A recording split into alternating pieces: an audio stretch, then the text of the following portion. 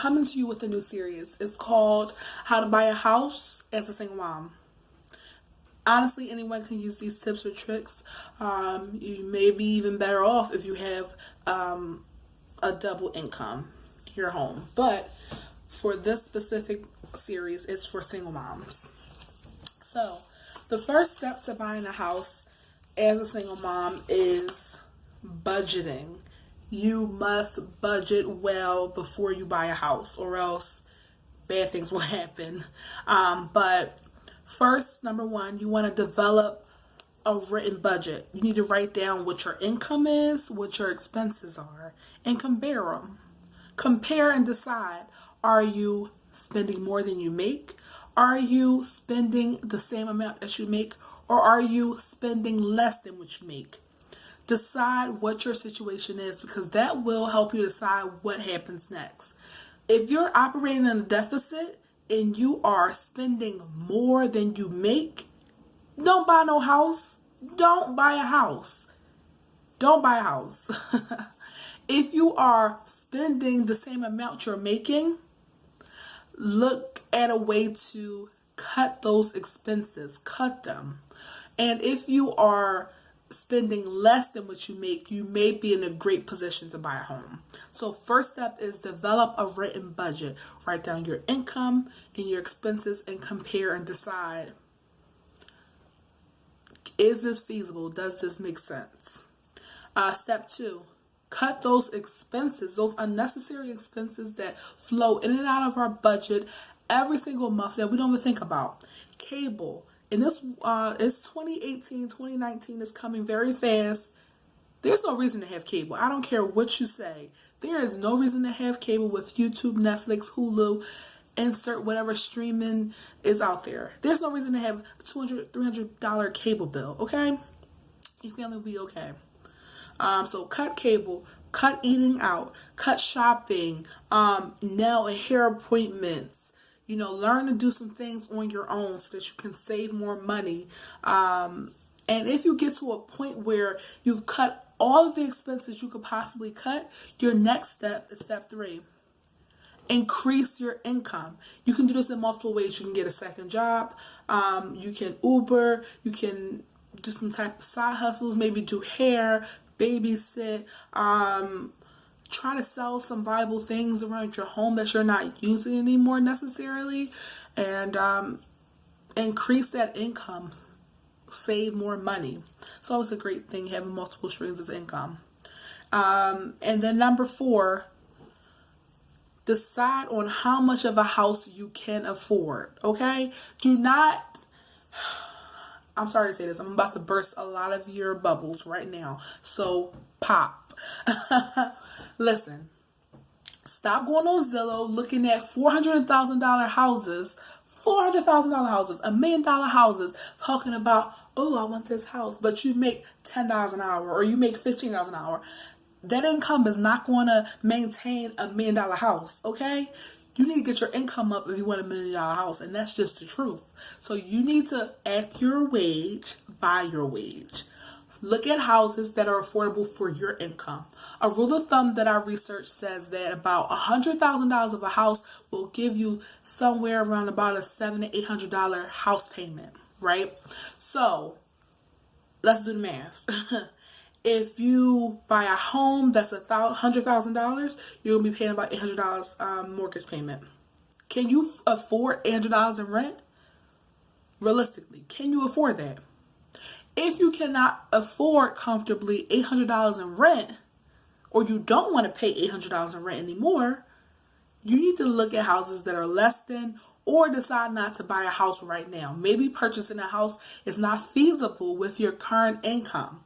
And if you want to add your wage, there's no problem with that. That's actually very wise. But if you decide I want a house that's more short term, it's not going to be a forever home. I want to start investing. This is an asset that I can, just allow to grow and pass on to my kids. Then look at houses that are $100,000 or less. There are pretty decent homes that are in the $60,000 to $80,000 range that will give you a house payment of anywhere from $500 to $700 a month. And you have to think, if your house payment is $500 to $700 a month, you also have to pay all utilities and maintenance fees. So there's a lot that comes into with purchasing a house. So you have to keep that in mind. You may be able to afford $1,000 in rent, but you may not be able to afford $1,000 in mortgage because of the other expenses that come in. So if you have an all-inclusive $1,000 rent payment, and then you go over to $1,000 mortgage payment, that also includes you to pay electric, gas, water, trash, or whatever, that $1,000 will balloon up to $2,000 or $3,000 depending on how your usage is. So I say number 4, decide on how much house you can afford. Use the rule of thumb. $100,000 is equal to about $800 mortgage payment. Decide, can I afford $800? If not, stop. Don't buy a house. Go get your funds up. Go get a better job. Increase your income. Increase your education. Do what you need to get done in order to make more money. If you feel like, I don't want a house that's $100,000 or less. Okay? Now, if you decide, I want a home that is modest, I'm living a life that is, I want to aspire to debt freedom, financial independence, and I want a smaller house, then think about buying a house less than $100,000. For example, I purchased a home. When I found it online, it was on the market for $89,000. I went through and I said, okay, I like it enough to pay that. Eventually, I got the price from $89,000 down to $75,000, and that made my house payment drastically decrease. So initially, the house payment would have been about $691, but when it's all said and done, I only pay $561 a month in a mortgage payment. That does not include utilities and things, but I think that's a very basic, income payment for a home that I know is short term, that I want to be here for about 10 years.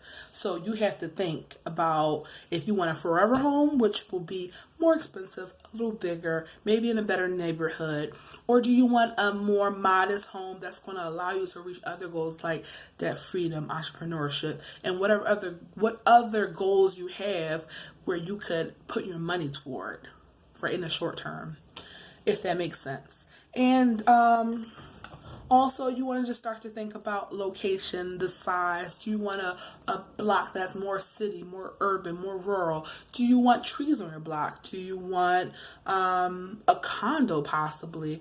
How big of a house do you want? What location do you want it to be in? So those are the things, the 4 things you want to think about before purchasing a house as a single mom. Number 1, develop a written budget. Track your income and expenses.